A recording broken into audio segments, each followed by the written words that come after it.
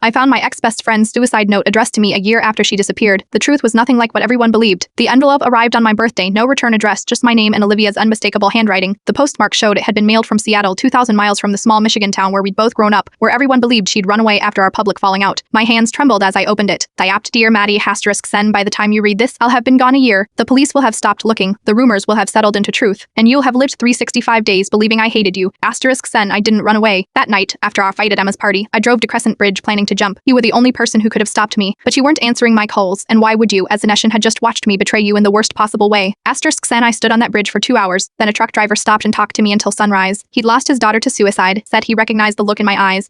*sen. He offered to drive me anywhere I needed to go. I chose away, left my phone and wallet in my car where they'd eventually be found. Let everyone, including you, believe I'd simply disappeared. It seemed easier than facing what I'd done. I had to stop reading memories flooding back the night of Emma's graduation party, walking in to find Olivia kissing my boyfriend Tyler against the kitchen counter. The look on her face when she saw me, not guilt, but almost relief. How she'd called my name as I ran out while everyone watched in shocked silence. How her car was found abandoned near Crescent Bridge 2 days later, her phone inside with 17 missed calls to my number. I forced myself to continue reading Diak. What no one knew, what I never told even you, was that Tyler had been threatening me for months. The photos he'd taken of me passed out at his house after he'd drugged my drink. The ones he said he'd send to everyone, including my father, if I didn't help him make you jealous just once because you'd been too busy for him lately. *sen. I chose the coward's way, Maddie. I chose my reputation over a friendship. I let him back me into that corner at the party knowing you'd walk in any minute because he'd texted you to meet him there. I kissed him back so it would look mutual, so you would hate me instead of knowing the truth.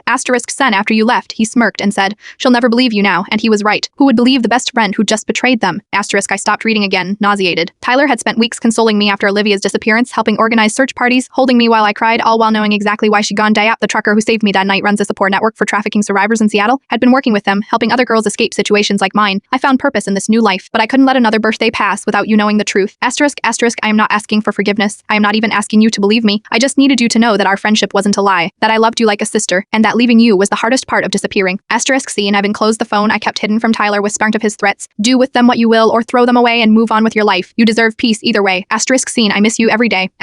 Olivia. Why? I sat motionless for a long time, the small prepaid phone heavy in my hand. When I finally turned it on, there they were, dozens of threatening messages, timestamps matching the months before she disappeared. Tyler and I had broken up 6 months after Olivia vanished. He'd moved to Chicago for college, occasionally sending thinking of you texts. I gradually stopped answering. I found myself opening Instagram. His profile showed him smiling with a new girlfriend, someone who looked eerily similar to both me and Olivia. My finger hovered over the message button, then I opened my contacts instead and called Detective Rivera, who'd led Olivia's missing persons case. "I need to show you something," I said when she answered, "and then I need help finding someone in Seattle. Some betrayals aren't what they seem, some disappearances aren't escapes, but rescues, and sometimes the friend you believed abandoned you was actually saving both of you the only way she knew how. I am on a flight to Seattle tomorrow. Olivia doesn't know I am coming, but this time I'll be the one who doesn't disappear."